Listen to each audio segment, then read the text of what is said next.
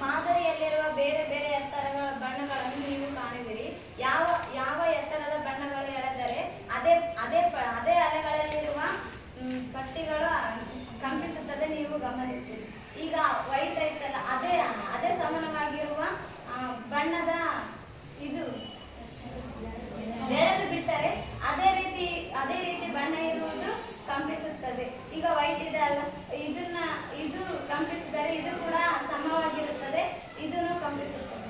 ಮತ್ತೆ ಬ್ಲೂ ಕೂಡ ಹಾಗೆ, ಬ್ಲೂ ಆದ್ರೆ ಅದು ಬಣ್ಣಗಳು ಕಂಪಿಸುತ್ತದೆ.